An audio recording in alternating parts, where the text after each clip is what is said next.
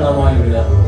என் கிருபை உனக்கு போதும் என்று சொன்ன தேவனே, ஹalleluya. நதியுடைய துதிக்கிறோம். ஹalleluya. நீர் எங்களை ஹalleluya தள்ளி விடாத தேவனாய் இருக்கிறீர். விட்டு கொடுக்காத ஆண்டவரே, நீர் எப்பொழுதுமே எங்களை நடத்துகிற தேவன். அது மாத்திரமில்லாமல் ஒவ்வொரு நாளும் எங்களை பாதுகாக்கிற தேவனாய் இருக்கிறேன்.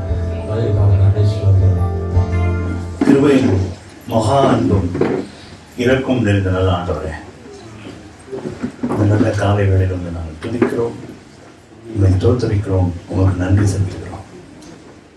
கர்த்தரும் இரட்சகருமாகிய நீர் எங்களோடு கூட வாசம் செய்வதற்காக நன்றி. இந்த காலை வேளையில உங்களுடைய பரிசுத்த பிரசன்னத்தை உணர்ந்தோம். நீர் எங்கள் மத்தியிலே அசைவாடினதுக்காக நன்றி செலுத்துகிறோம். தேவரீர், நீர் பேசும், நாங்கள் ஆசையாய் கேட்க வந்திருக்கிறோம். இதில் எல்லாவற்றிலேயும் உங்களுடைய நாம மாத்திரம் மகிமைப்படட்டும். கேட்களுடைய இதயத்தை நீ தெரிந்தறிந்த தேவனாய் இருக்கிறீர். நீர் அவர்களோடு பேசும் ஆண்டவரே, உணர்த்துவியும். உங்களுடைய கருத்துக்கு அந்த வேலையை ஒப்புக் கொடுக்கிறோம். இயேசுவின் நாமத்தின் பிதாவே. அல்லேலூயா. இத்தனை பேர் சந்தோஷமா இருக்கீங்க. கர்த்தருக்குள் எப்பொழுதுமே சந்தோஷம் அல்ல, அதாவது மறுக்கிறீங்களா? கர்த்தருக்குள்ள எப்பொழுதுமாய் சந்தோஷமாய் இருங்கன்னு வேதம் சொல்லுது. யாரும் பக்கத்து வீட்டுல எதிர் வீட்டுல எல்லாம் சொல்ல, வேதத்துல ரக்ஷா சபையில மெசேஜ் கொடுக்கறதுனால ரொம்ப சந்தோஷம். ஓன் ஃபேமிலி, அந்த சந்தோஷம். கர்த்தர் நல்லவர். எத்தனை பேர் சொல்லுங்க? டவுட் இருக்கிறவங்களா கை தூக்க வேணாம். டவுட் கொஞ்சமும் இல்லை அப்படிங்கிறவங்களா தூக்கலாம். கர்த்தர் நல்லவர். இன்னும் கூட 2 கை தூக்கல. ஆண்டவர் போல ஒரு நல்லவர் யாருமே இல்லை. கரெக்ட் தானே? அவரை போல நல்லவர் ஒருத்தரும் இல்லை. மனுஷன்தான் பொய்யன் இல்ல. தினம் தினம் பேச்ச மாத்திரம் யாரு? மனுஷன். நம்மளே பார்த்தா கூட சபையில இருக்கும்போது நம்மளுடைய பாடி லாங்குவேஜ் எல்லாம் பார்த்தா இவரை போல பரிசுத்தம் யாருமே இல்லைன்ற மாதிரி ஒரு ஃபீலிங் இருக்கும். அவர் வீட்டுல போய் பார்த்தா வேற மாதிரி இருக்கும். ஒத்துக்கிறீங்க தானே? நல்லவங்களா இருப்போம். டிராபிக்ல எவனாலும் உங்களுக்கு இடைஞ்சல் பண்ணிட்டா உள்ளேந்து ஒண்ணு வரும். நாக்கெல்லாம் மடிப்போம் இல்ல. மொழியெல்லாம் பெருசா எடுத்து சிலருக்குலாம் பெரிய கண்ணாயிடும். அதை பார்த்தாலே பயம் வரும். அப்போ நம்மளுடைய சுயரூபம் வெளிப்படும் இல்ல. நான் யார் தெரியுமா அப்படின்னு கேட்போம். சில சமயம் நம்மள நாமே மறந்துடும்னு நினைக்கிறேன். மற்றவங்க கிட்ட போய் கேட்போம் இல்ல, நான் யார் தெரியுமா, நான் யார் தெரியுமா. அவன் சொல்லுவான், உங்களுக்கே உங்களை பத்தி தெரியாதா அப்படின்னு கேட்டான்னு வச்சுங்களேன். இப்போ மனுஷனுக்கு பெருமை. ஆண்டவர் அந்த ஆண்டவருக்கு பிடிக்காத என்ன சொல்லுங்க பார்க்கலாம். ஃபர்ஸ்ட் பிடிக்காது என்ன தெரியுமா? பெருமை. என்ன காரணம்னா, நம்ம முதல்ல உணரணும், நமக்கு லிமிட்டட் நாலேஜ் தான் இருக்கு இல்ல, கொஞ்சம் அறிவு தான், துணுட்டு தான் மூலம் வச்சிருக்கு. அந்த ஆண்டவர் 2 விஷயத்த நமக்கு காமிச்சார். ஒண்ணு மணலை பார்த்து சொன்னார், இன்னொன்னு நட்சத்திரங்களை பார்த்து சொன்னார். இது அளக்க முடிஞ்சா, இதை அளந்துட்டனா, இது எண்ணிட்டனா உன்னுடைய சந்ததியை நீ எண்ணிடுவ. அப்புறம் இன்னொன்னு காமிச்சார், மேல காமிச்சு நட்சத்திரம். அப்போ இது 2யுமே எண்ண முடியல, இன்ஃபைனைட்டா இருக்கு. ஒரு சின்ன எக்ஸாம்பிள் சொல்றாங்க, 200 பில்லியன் ட்ரில்லியன் ஸ்டார்ஸ் இருக்க வாய்ப்பு இருக்குன்றாங்க. அதுவும் வாய்ப்பு. இதை நீங்க கால்குலேட் பண்ணி திங்க் கூட பண்ண முடியாத அளவுக்கு அதுல பூமி எவ்வளவு உண்டு. சின்ன டஸ்ட், நம்ம காலுக்கு இருக்கிற டஸ்ட் மாதிரி இவ்வளவு உண்டு, கண்ணுக்கே தெரியாத மைக்ரோஸ்கோப்ல பாக்குற அளவுக்கு இருக்கிற பூமியில அதுல நாம எவ்வளவு இருக்கோம் அதுவே கண்ணுக்கு தெரியாது. அந்த இதை கம்பேர் பண்ணா அதுல நம்ம எவ்வளவு இருக்கோம் இன்னும் கண்ணுக்கு தெரியல. அப்படி இருக்க நமக்கு என்ன பெருமை? நான் யாரு தெரியுமா? இந்த ஆங்கிள் பாருங்க, இவ்வளவு பெரிய படைப்பையும் நம்மையும் ஜஸ்ட் திங்க் பண்ணி பாருங்க. நம்ம ரொம்ப வெட்கப்பட்டு போயிடுவோம். எல்லாத்தையும் விட்டுட்டார் ஆண்டவர், எல்லாத்தையும் விட்டுட்டார். நம்மளை பார்த்து நேசிக்கிறேங்கிறார், நீ என்னுடையவன்கிறார். இப்படி யாராவது சொல்லி பார்த்திருக்கீங்க, என்னுடையவன், யூ ஆர் மைன். அப்போ அவ்வளவு சொந்தம் பாராட்டுகிற தேவன் நம்மளை கை விடுவாரா? கொஞ்சம் யோசிச்சு பாருங்க. இன்னைக்கு உங்களுக்கு இருக்கிற பயம்லாம் இன்னைக்கு ஓடிடணும். பயம், குழப்பம், சந்தேகம், கத்தரை குறித்து எது இருந்தாலும் இன்னைக்கு என்ன ஆயிடும், நீங்க எது வெளியே போகும்போது ஆபரேஷன் முடிஞ்சுதான் வெளியே போகணும். Okay, ready? நான் கிடையாது, கர்த்தர் பேசுவார். நான் ஆண்டவர்கிட்ட சேலஞ்ச் பண்ணிட்டு தான் வந்தேன். ஆண்டவரே, எங்க ஜனங்கள் நீங்க உற்சாகப்பட்டு போகணும், சோர்ந்து போக கூடாது. நீங்க யாருன்னு தெரிஞ்சுக்கணும் ஆண்டவரே, உங்களை தெரிஞ்சுக்கிட்டா போதும். நித்திய ஜீவன் என்ன நினைக்கிறீங்க? இங்க இருந்து டிக்கெட் வாங்கி ஒரு ஃபிளைட்ல மேல போய் இறங்குறதா? அப்படிதான் நினைக்கிறீங்க? இங்க இருந்து ஒரு டிக்கெட் வாங்கி மேல போய், அப்படின்னா ஞானஸ்தானம் போதே கொடுத்துடலாம்.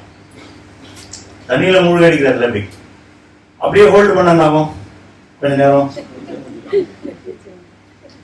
நித்திய ஜீவன் தான் ஸ்ட்ரெயிட். அப்போ அது நித்திய ஜீவன் கிடையாது. நித்திய ஜீவன் அவரை அறிவதே. இன்னைக்கு அறியல, நம்ம அறகுறையா அறிஞ்சிருக்கோம். அறகுறையா ஏதோ கண்ணாடியிலே நிழலாட்டமாய் காண்கிறேன்றார் பவுல். அவரே இப்படி சொல்றாரு. நீங்களும் நானும் இன்னும் அவரை பத்தி தெரியவே இல்லை. ஆனா ஒண்ணு விசுவாசிக்கிறோம். இன்னைக்கு விசுவாசிக்கிறதுனால தான் இன்னைக்கு ரொம்ப சந்தோஷமா இருக்கு. அரங்க நிறைந்த காட்சியா இருக்கு. ஹவுஸ்ஃபுல். இந்த ஹவுஸ்ஃபுல் எப்படி இருக்கணும்னு நினைக்கிறேன். அந்த சபை இடமே பார்த்தாம பாஸ்டர் ரொம்ப டென்ஷன் ஆகி வேற ஒரு இடம் பார்க்கணுன்ற லெவலுக்கு போயிடும். என்ன பண்றதுன்னே தெரியலையே, இவ்வளவு கூட்டம் வருது. 2 சர்வீஸ் போடலாமா 3 சர்வீஸ் போடலாமா நினைக்கணும். எப்படி வரணும் கூட்டம்? ஏதாவது ஒரு கிடைக்காதா அந்த கூட்டமா இருக்கக்கூடாது. அந்த கூட்டம் கிடையாது. அந்த கூட்டம் நிறைய கோயிலுக்கு போகுது. ஏதாவது கிடைக்காதா, எப்ப கேட்டாலும் ஏதாவது கிடைக்காதா. அட்டைக்கு 2 குமாரத்தி. அட்டைனா என்னது? நாங்க வால்பாறை போயிருந்தோம். எங்க போனாலும் அட்டை. நீங்க திரும்பி பக்கத்துல காலை ஒட்டிட்டு அதை எடுக்க முடியாது. கிடுகிடு கிடுகிடுன்னு பெருசாங்க போகும். Full blood. அது எவ்வளவு குடிச்சாலும் பத்தாது. அதுவே ஃபுல்லா வயிறு ரொம்பி டயர்டாகி அப்புறம் தான் விடுமாது. இவ்வளோண்டு அந்த லீட் இவ்வளவு பெருசாகி விட்டுமா. அந்த பைபிள் இருக்கு. அட்டைக்கு 2 குமாரத்தி. ஒரு குமாரத்தி பேர் என்னது? இன்னொரு குமாரத்தி பேரு அதேதான்.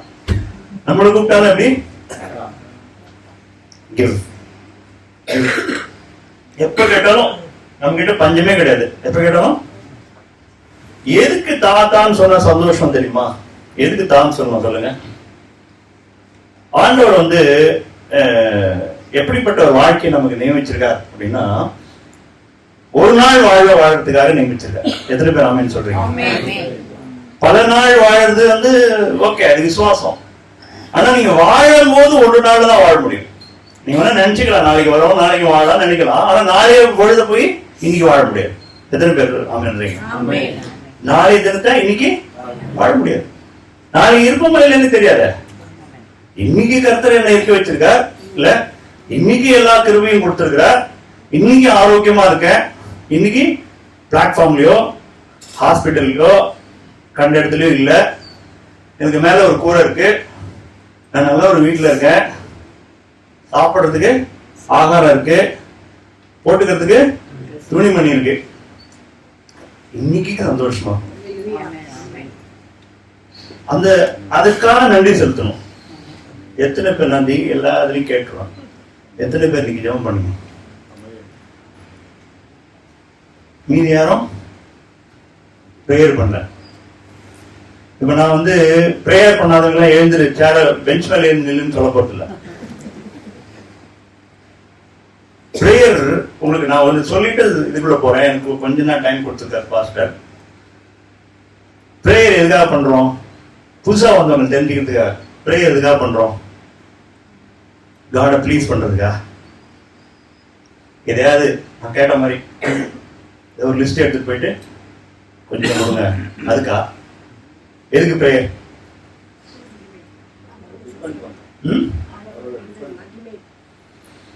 மகிமையா?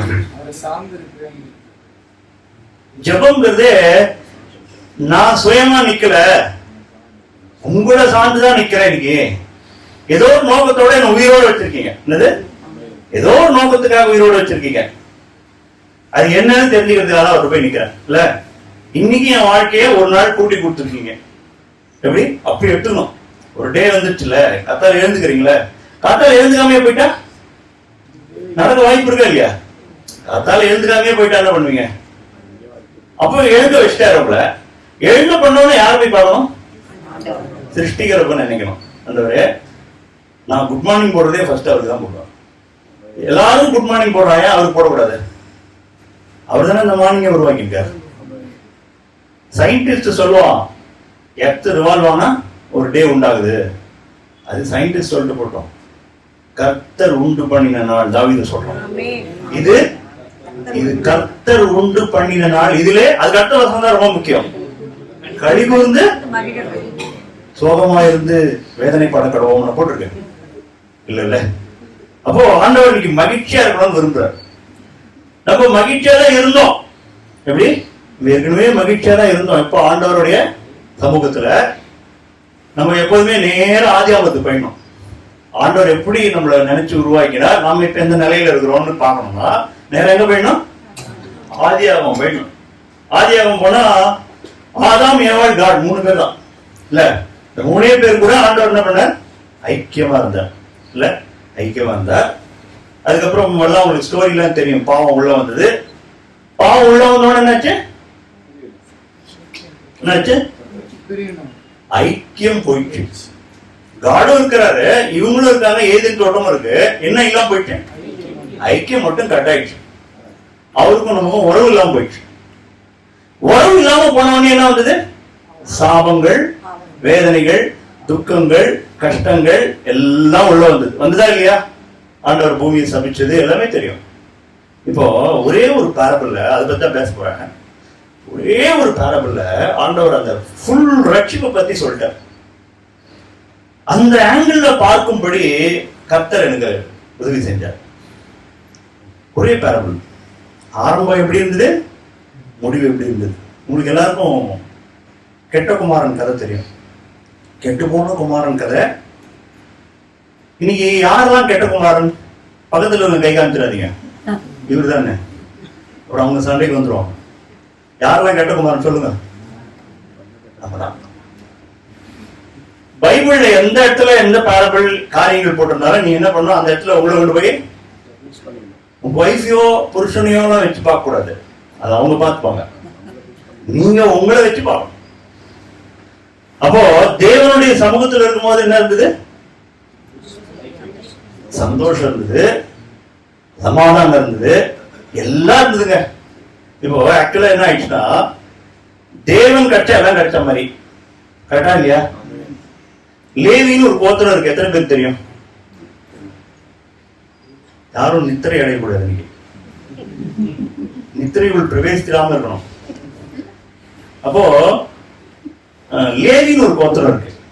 எல்லா கோத்திரத்துக்கும் பங்கு கொடுத்தாங்க. எல்லா கோத்திரத்துக்கும் பங்கு. உங்க விழுது இந்த ஏரியா அப்படின்னு. லேவி கோத்திரத்துக்கு மட்டும் பங்கு கொடுக்கல. ஏன் சொல்லுங்க பாக்க? நானே எவ்வளவு பெரிய விஷயம் இல்ல. அவரு கட்சிட்டா எல்லாமே கட்ச மாதிரி தானே. உங்களுக்கு வெறும் பீஸ் ஆஃப் லேண்ட் வேணுமான்னு கேட்டா நீங்க என்ன சொல்லுவீங்க? இந்த பீஸ் ஆஃப் லேண்ட் வேணுமா இல்ல ஆண்டவரே வேணுமான்னு கேட்டான்னு சொல்லுவீங்க. இங்க இப்படி சொல்றீங்க, ஆனா அப்படி சொல்லலையே. பைபிள் பிரேயர்ல அப்படி சொல்லல. நீங்க கேட்கறது பிரேயர்ல அதெல்லாம் கேட்கவே இல்லையா? ஆண்டவரே நீங்க தான் வேணும்னு என்னைக்காவது கேட்டிருக்கீங்களா? இங்க சொல்றீங்க எனக்கு என்னெல்லாம் ப்ளீஸ் பண்ணக்கூடாது. உங்க பிரேயர்ல ஆண்டவரே நீங்க தான் எனக்கு வேணும். எத்தனை பேர் அதுல சொல்லிருக்கீங்க? நீங்க தான் எனக்கு, நீங்க தான் என் பங்கு. நீங்க இல்லைன்னா நான் இல்ல ஆண்டவரே. மோசே சொன்னா அப்படி. நான் உங்க கூட இன்னும் வரமாட்டேன்டா தெரியுமா ஆண்டவரே. ஆண்டவர் தான் இவங்களை வழி நடத்தினார் இஸ்ரவேல் ஜனங்களை. ஆனா இவங்க பண்ண ஒரு தப்புனால ஆண்டவர் என்ன தெரியுமா சொன்னா, நான் இன்னும் உங்க கூட வரமாட்டேன். எனக்கு பதிலாக ஒரு தூதன் அனுப்புறேன், அவங்களை இது கானான் தேசத்துக்கு அழைச்சிட்டு போவான்னு சொன்ன மோசே என்ன தெரியுமா சொன்னாரு? என்ன சொன்னார் சொல்லுங்க. டச்சிங்கா இருக்கும். அந்த படிக்கும் போது அழுகு வந்துடும். அந்த வரையும் உங்களுடைய சமூகம் போகாட்டா நாங்க இங்கேதான் செத்துருவோன்றான். எப்படிப்பட்ட அன்பு இருந்தா நீங்க இல்லைன்னா நான் இருக்க மாட்டேன் ஆண்டவரே. சொல்ல முடியுமா நம்ம இன்னைக்கு? நீங்க இல்லைன்னா, நீங்க தொட்டு தராத ஒரு பொருள் எங்களுக்கு வேண்டாண்டவர். எப்படி? நீங்க தொட்டு தராத உங்களுடைய சித்தம் இல்லாத காரியம் எங்களுக்கு தேவையில்லாண்டவர். இது நீங்க கன்ஃபெஸ் பண்ணணும் டெய்லி. ஆண்டவரே, உங்களுடைய சித்தம் இல்லாத ஒரு காரியம் எனக்கு வேணாம். அது எவ்வளவு பெரிய ஆசீர்வாதம் வந்தாலும் அது எனக்கு தேவையில்லை, வேண்டாம் முடிவு எடுக்கணும். நீங்க தான் இருக்கிற. நான் ஏதாவது ஒரு பாவம் செஞ்சா என்ன ஆகுது? எனக்கும் இருக்கும் ஐக்கியம். அது சிம்பிளா சொல்லக்கூடாது, ஆண்டவரை இழந்துடுற. இப்படி சொன்னாதான் பயம் வரும் நமக்கு. எப்படி? ஆண்டவரை இழந்துடுறோம். கெட்ட குமாரன் கதையில அதான் மேட்டர். வாசிக்கலாம். லூக்கா எழுதின சுவிசேஷம் 15வது அதிகாரம்.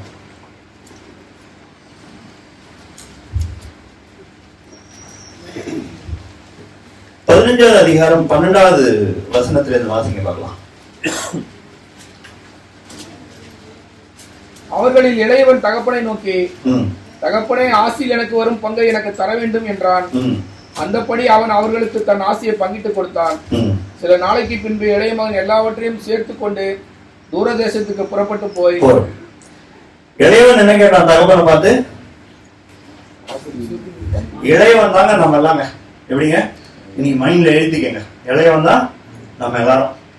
இப்ப இளையவன் எங்க இருக்க? முதல்ல ஆடாம் மாதிரி நம்மள இருந்தோமா? இருந்தோமா? அப்பா கூட இருந்தபோது எல்லாமே கிடைச்சதா? ஒண்ணுக்கு குறைவு இருந்ததா? ஏதாவது குறைவு இருந்ததா? ஏசு கேட்பார் தெரியுமா? நீங்க போனீங்களே, ஏதாவது உங்களுக்கு குறைவு இருந்ததா? எப்படி ஒரு கொஸ்டின் பாருங்க. அவங்க எல்லாம் சொல்லுவாங்க, இல்ல ஆண்டவரே. ஆண்டவர் இருந்தா உங்களுக்கு என்ன இருக்காது? ஆண்டவர் இருந்தா உங்களுக்கு சந்தோஷத்துக்கும் குறைவு இருக்காது. அவருடைய பிரசன்னத்துல சந்தோஷம். யார் சொல்றா? தாவீது சொல்றான். நிஜமாவே வர்ஷிப் நான் என்ஜாய் பண்ணேன். ஹெவன்ல இருந்த மாதிரி இருந்தது எனக்கு ரியலி. அப்போ ஹெவன்ல போய் இருந்தா எப்படி இருக்கும்? ஒரு சின்ன ஒரு ஹெவனோட ஃபீலிங். நிஜமாவே சொல்றேன், வர்ஷிப் அப்படி என்ஜாய் பண்ணி தான் நம்ம வர்ஷிப் பண்ணோம். தூதர்கள்லாம் நீங்க இருக்கிற மாதிரி நினைச்சுக்கிட்டு, முன்னாடி ஆண்டவர் இருக்கிற மாதிரி நினைச்சுக்கிட்டு, கையை ஓங்கி இல்ல மெய் மறந்து சொல்லுவாங்க தெரியுமா? மெய் மறந்து பக்கத்துல இருக்குங்க எதுக்கு பார்க்க கூடாது. எப்படி இருக்கணும் வர்ஷிப்பு? நன்றி உள்ள ஒரு இதயத்தோடு மெய் மறந்து நீங்க தான்பா எல்லான்னு சொல்லி, அதுதான் வர்ஷிப் இல்ல? அப்போ கெட்ட குமாரன் எங்க இருந்தான்? அப்பா வீட்டுலதான் இருந்தான். அப்பா வீட்டுலதான் இருக்கான். இப்ப என்ன கேக்குறாங்க? வாசிங்க திரும்பி. அவர்களில் இளையவன் தகப்பனை நோக்கி, தகப்பனே, ஆசியில் எனக்கு வரும் பங்கை எனக்கு தர வேண்டும். என்னுடைய பங்கை கொடுத்துருக்கான். இன்னைக்கு நம்ம என்ன பண்றோம்? ஆண்டவர்கிட்ட போய் நம்ம என்ன கேட்கிறோம்? என்னுடைய பிளெஸிங்ஸை கொடுங்க ஆண்டவரே. பிளெஸிங்ஸை கேட்கறது தப்பா ரைட்டா? பைபிளாம சொல்லுங்க, நான் ஒன்னும் சொல்ல மாட்டேன்.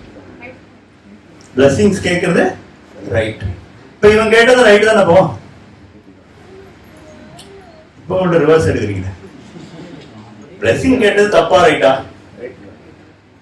அப்ப இவன் கேட்டது ரைட் தான்றீங்களா?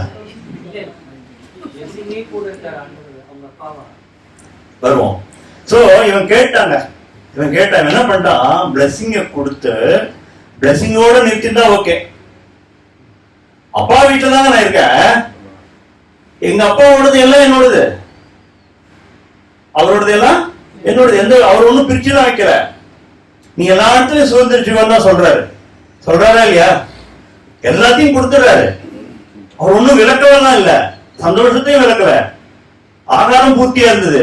சந்தோஷத்துக்கும் குறைவு கிடையாது. அவன் என்ன பண்ணான்? இப்போ சுயநலமா என் பங்க தாங்க. நீங்க ஒழுங்கா படிக்கணும். திருப்பி படிங்க. அவர்களில் இளையவன் தகப்பனை நோக்கி, எனக்கு வரும் பங்கை கொடுத்திருக்கும். தகப்பனே, ஆஸ்தியில் எனக்கு வரும் பங்கை எனக்கு. அப்போ என்னுடையதுன்னு வரும்போது என்னது? சுயநலம் அதாச்சு. என்னைக்கு சுயநலம் உள்ள வந்துதான் முடிஞ்சு போச்சு கதை அப்படின்னா. பெரியவன் இருக்கான், அப்பா இருக்காரு, இவர் இருக்காரு, 3 பேர் தான் வச்சுக்கலாம். அவங்க ஒய்ஃப் எல்லாம் பத்தி இதுல போடல. அப்ப என்னுடைய பங்கை கொடுங்கன்னு சொன்னான். கொடுத்தோம் என்ன பண்றாங்க? எனக்கு அப்பா வேண்டான்ட்டான். நீங்க நம்ம எத்தனை பேர் இருக்கோம் அப்படி? எனக்கு கொடுத்த உடனே கர்த்தர் ஆசீர்வதிக்கிறதுக்கு பயப்படுறதுக்கு காரணம் என்ன சொல்லுங்க? அவரே பயப்படுறாரு. எதுக்கு சொல்லுங்க? கொடுத்த உடனே என்ன பண்றோம்? அப்பா எஸ்கேப். உங்களுக்கு எனக்கும் என்ன சம்பந்தம்? ஒரு crore வந்துருச்சு, இல்ல 2 கோடி வந்துருச்சு, பாய். எப்படி அவர் பார்த்து பாய். அப்போ பங்கு கிடைச்சோன்னு நம்ம என்ன பண்ணிடுறோம்? யாரை மறந்துட்டோம்? நீங்க அந்த கெட்ட குமாரன் எவனோ ஒருத்தன் பேர் போட்டு கோபாலு சுரேஷ் எல்லாம் போட்டுக்காதீங்க, உங்க பேரு போட்டு பார்க்கணும். இன்னைக்கு நம்ம நிலைமை கெட்ட குமாரன் மாதிரி இருக்கா இல்ல நிஜமாவே நல்ல குமாரன் மாதிரி இருக்கான்னு பார்க்கணும். கர்த்தர் உங்களெல்லாம் ஒரு தடவை ஸ்கேன் பண்ணி கேன்சர் ஏதாவது இருந்ததுன்னா கேன்சர் கட்டியில ரிமூவ் பண்ணி போகும்போது எப்படி அனுப்புவார்? ஆரோக்கியமா அனுப்புவார். நான் விசுவாசிக்கிறேன். நான் ஒவ்வொரு பிரசங்கமும் அப்படிதான் கேட்கிறேன். யாருக்கு பேசினாலும் சரி, கண்டிப்பா செலக்டிவா தான் பிரசங்களை கேட்பேன். நான் உண்மையை சொல்றேன், ஒரு நாளைக்கு மினிமம் 3 பிரசங்கம் கேட்கிறேன். பெருமைக்காக சொல்ல. கர்த்தர் ஏதாவது பேச மாட்டாரான்னு யார் மூலமா ஐயா அது கேட்பேன், அகஸ்டின் ஜெபக்குமார் கேட்பேன், ஜாக் புனந்து கேட்பேன். எவ்வளவோ விஷயங்கள் கிடைக்குதுல்ல இல்ல? நிஜமாவே அதுல ஒரு சந்தோஷம், அதுல நிறைய ரெவலேஷன்ஸ். கர்த்தர் நம்ம கூட பேசும்போது எவ்வளவு விஷயம் சொல்லி கொடுக்குறாருன்றீங்க. கொஞ்சமா நஞ்சமா புதையல் மாதிரி இருக்குங்க. அது நீங்க இதை வாசிக்க வாசிக்க புதையல் மாதிரி. இதை படிக்காதவங்கலாம் அபாக்கியவான்கள். பாக்கியவான்கள் வேதத்தை படிப்பார்கள். எத்தனை பேர் ஆமென் சொல்றீங்க? இது புதையல். அவர் சொல்றாரு, ஒருத்த ஒரு நிலத்தை கண்டானா அந்த நிலத்துல இருக்கிற பொக்கிஷத்துக்கு என்ன பண்ண, அவனோட எல்லாத்தையும் வித்துட்டான். கம்ப்ளீட்டா வித்துட்டு அந்த நிலத்தை கொண்டாண்டு. இன்னைக்கு யார் அப்படி இருக்கும்? இன்னைக்கு நம்மளுடைய பிரேயர் எப்படி இருக்குது? போன உடனே கேட்கிறோம், இனிமே யூஎஸ்க்கு விசா கேட்கவே மாட்டீங்க, என்ன கிடைக்காது. எனக்கு என்னமோ சந்தோஷமா இருந்தது.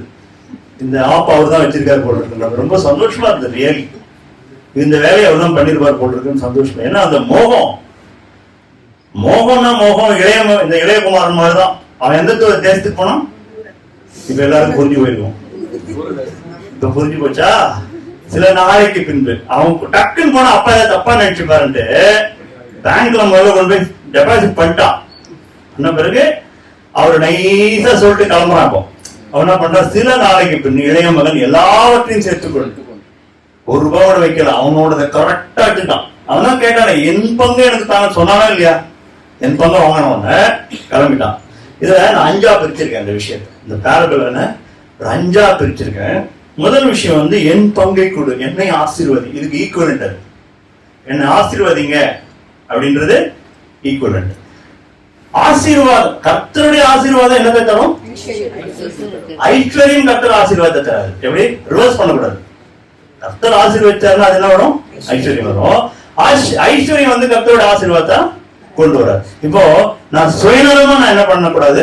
அவர்கிட்ட போய் என்ன இதுக்கு ஆசீர்வாதிங்க, அதுக்கு கொடுங்க, இதுக்கு கொடுங்கன்னு. அதாவது தேவனையும் ஆசீர்வாதத்தையும் பிரிச்சிடவே கூடாதுன்றத ஃபர்ஸ்ட் விஷயமா நம்ம எடுத்துக்கணும். அதுக்கு ஆதாரம் ஒரு வசனம் வாசிக்கிறேன். ரோமருக்கு எழுதின அதுல என்னெல்லாம் நம்ம வாழ்க்கையில என்னெல்லாம் நடக்குதுன்னா, தேவன் இல்லாத ஒரு ஆசீர்வாதம். என்ன ஆசீர்வாதம் சொல்லுங்க? தேவன் இல்லாத ஒரு ஆசீர்வாதம். ஆபம். தேவனே இல்ல. இப்ப பிசாசு சொன்னா என்ன சொன்னா தெரியுமா? என்ன தாழ விழுந்து பணிந்து கொண்டா இதெல்லாம் உனக்கு, அது கரெக்டா உங்களுக்கு சந்தோஷமா? உங்களுக்கு ஒரு வசனம் உங்களுக்கு அருமையான வசனம் தெரியுமா? இம்மைக்காக மாத்திரம் நம் கிறிஸ்துவின் நம்பிக்கை கொண்டிருப்போமானால் நம்மை காட்டிலும் மீனிங் என்னது? இந்த உலகத்துக்குரிய ஆசீர்வாதத்துக்கு மாத்திரம் இயேசுகிட்ட போய் நின்னீங்கன்னா உங்களை விட ஐயோ பாவம் யாரும் கிடையாதுன்னு போட்டு. அப்ப இன்னைக்கு நான் என்ன பண்ணக்கூடாதுன்னா, ஆண்டவர் இல்லாத ஆசீர்வாதம் எனக்கு தேவையில்லை. முடிவெடுக்கணும். ஆண்டவரே, நீங்க இல்லாத எனக்கு ஒரு ஆசீர்வாதம் எனக்கு வேண்டாம். அதுல மாம்ச சிந்தை என்ன உங்களுக்கே தெரியும். மாம்ச சிந்தை, இது பேர் தான் மாம்ச சிந்தை. எனக்கு வேணும், நான் அனுபவிக்கணும். இவன் என்னத்துக்கு இந்த காசு எடுத்துட்டு போய் என்ன பண்ணா? அங்க போய் ஊழியம் பண்ணானா? ஏகப்பட்ட டிராக்ஸ் எல்லாம் வாங்கி ஊழியமா பண்ண போனவன். அடுத்த வருஷம் வாசிங்க. இதை வாசிட்டு போயிட்டோம். ரோமருக்கு எழுதின சுவிசேஷம் சாரி, நிருபம் 8வது அதிகாரம் 6-8 வசனம் வரைக்கும் வாசிங்க. மாம்ச சிந்தை மரணம், ஆவியின் சிந்தையோ ஜீவனும் சமாதானமுமா. எப்படி என்றால், மாம்ச சிந்தை தேவனுக்கு விரோதமான பகை. அது தேவனுடைய நியாயப்பிரமாணத்துக்கு கீழ்ப்படியாமலும் கீழ்ப்படிய கூடாமலும் இருக்கிறது. மாம்சத்துக்கு உட்பட்டவர்கள் தேவனுக்கு பிரியமாய் இருக்க மாட்டார்கள். அப்போ ஏன் அப்போ ஆண்டவர் கொடுத்தா இருப்போம் இந்த தகப்பன்? இப்ப இப்படி ஒரு கொஸ்டின் வருது இல்ல, நீங்க இப்படி கேட்கணும். இப்ப நீங்க கேட்கணும், நீங்க போய் கேட்ட உடனே இந்த தகப்பன் கொடுத்தாரா இல்லையா? அவர் பண்ணது தப்பா ரைட்டா? அவர் மிகுந்த சந்தோஷத்தோட கொடுத்திருப்பாரு நினைக்கிறீங்க நீங்க? அதாவது 2 சித்தம் இருக்குங்க. ஒண்ணு வந்து என்ன சித்தம்? பரிபூர்ண சித்தம். அதனாலதான் வேதத்துல போட்டிருக்கு அவருடைய பரிபூர்ண சித்தம் இன்னதென்று. இன்னொன்னு வந்து அனுமதி சித்தம், பெர்மிஷன். அந்த சித்தம் போனா போகுது, ஒழிஞ்சு போகுதுன்னு கொடுக்குறது. நீங்க போட்டு புடுங்கி எடுத்தீங்கன்னா எப்படி நம்ம வந்து நம்ம பிள்ளையோட தொந்தரவு தாங்க முடியாம கொடுக்குறோமோ அவருக்கும் அதே மாதிரி எண்ணம் உண்டு. ஓப்பனா சொல்றேன், அவன் அனுபவிச்சு திரும்பி வரட்டான்னு விடுறாரு. அவர் சொல்றது புரியுதா? அவர் ஒன்னும் விளக்கலாம் இல்ல. இன்னைக்கு நீங்க அது மாதிரி அவருடைய சித்தம் இல்லாத ஒரு ஆசீர்வாதத்தை கேட்டீங்கன்னா கண்டிப்பா கிடைக்கும். ஆனா அது சாபமா முடியும். அது உங்களுக்கு சந்தோஷத்தை தராது, நிம்மதியை தராது. அது நீங்க இந்த இவனுடைய லைஃப்ல பாக்குறீங்களா? இப்போ அவனுக்கு ஹேண்டில் பண்ண தெரியாத அளவுக்கு பணத்தை கொடுத்தாச்சு. அந்த பணத்தை எடுத்துட்டு போய் என்ன பண்றான்? வாசிங்க, தொடர்ந்து வாசிங்க. சில நாளைக்கு பின்பு இளைய மகன் எல்லாவற்றையும் சேர்த்துக் கொண்டு தூர தேசத்துக்கு புறப்பட்டு போய் அங்கே துன்மார்க்கமாய் ஜீவனம் பண்ணி. அவர் வந்து ஜாலியா இருக்காரு. நம்ம சொல்லலாம், நம்ம ஊர் பாஷையில சொல்லணும், எப்படி இருக்காரு? இஷ்டத்துக்கு இருக்காரு. என்ன ஒன்னாலும் இருக்காரு, முன்ன பின்ன இருக்காரு, ஹாப்பியா இருக்காரு. என்ன செலவெல்லாம் பண்ணணுமோ எல்லாத்தையும் பண்றாரு. ஏன்னா அவர் சம்பாதிச்சது இல்லைல்ல, அப்பாவோட சம்பாத்தியம் தானே. அப்போ துன்மார்க்கமாய் ஜீவனம் பண்ணி அப்புறம் தன் ஆஸ்தியை அழித்து போட்டான். எல்லாவற்றையும் அவன் செலவழித்த பின்பு அந்த தேசத்திலே கொடிய பஞ்சம் உண்டாயிற்று. அப்பொழுது அவன் குறைவுபட தொடங்கினான். 2வது விஷயத்தை நான் உங்கள்கிட்ட கொண்டு வரேன். முதல் விஷயம் நான் என்ன சொன்னேன்? என் பங்கை கொடு, என்னை ஆசீர்வதின்றத முதல் டாபிக் எடுத்தோம். 2வது டாபிக் என்னது? அவன் குறைவு. இன்னைக்கு நம்ம வாழ்க்கையில சில குறைவுகள் உண்டு, நிறைய விதங்கள்ல இருக்கலாம். பினான்சியலி, இல்ல வேறு விதமான குறைகள், கஷ்டங்கள், துக்கங்கள். நம்ம குடும்பத்தில் இருக்கவங்க யாராவது ரட்சிக்கப்படாம இருக்கலாம். இல்ல எத்தனையோ விஷயங்கள் நம்மள வந்து நெருக்கக்கூடிய காரியங்கள் இருக்கா இல்லையா? உண்மையை சொல்லு. வியாதி, கவலை, வேலை இல்ல, கடன் தொல்லை இருக்கா இல்லையா? இப்போ இந்த குறைவுகள் வருது நம்ம வாழ்க்கையில. குறைவுகள் வருது நல்லதா கெட்டதா? டக்குன்னு சொல்லுங்க. நீங்க சொல்றத வந்து ஆண்டவர் பார்த்துட்டே இருக்காரு. அப்படியே புலம்புறீங்க. இப்ப வாங்க, குறைவு நல்லதுன்னு சொன்னீங்கல்ல, அப்படியே புலம்புறீங்க. இன்னொருத்தர்கிட்ட போய் ஏன் சொல்றீங்க? அதை நல்லது தெரிஞ்சா அதை ஆசீர்வாதமா எடுத்துக்க வேண்டியதானே? இல்லையே, அப்படி முகத்தை சோகதானே வச்சுக்கிறீங்க. இருக்கிறதுலே சோக முகமா வச்சுக்கிறது நீங்க தானே. ஐயோ, இப்போ அவனா வந்து கேட்கற மாதிரி தானே ஃபேஸ் வச்சுக்கிறீங்க. என்னமா ஆச்சு உனக்கு அப்படி கேட்கற அளவு தானே ஃபேஸ் வச்சுக்கிறீங்க. அப்போ உங்களுக்கு அது பிடிக்கல தானே? பிடிக்குதா இல்லையா? அப்போ பிடிக்கல, கஷ்டமா இருக்கு. அப்போ இந்த காரியத்தை எதுக்காக கர்த்தர் அனுமதிக்கிறார் சொல்லுங்க? ரோமருக்கு எழுதின சுவிசேஷம், நிருபம், ரோமருக்கு எழுதின நிருபம், அதே 8வது அதிகாரம். வாங்க,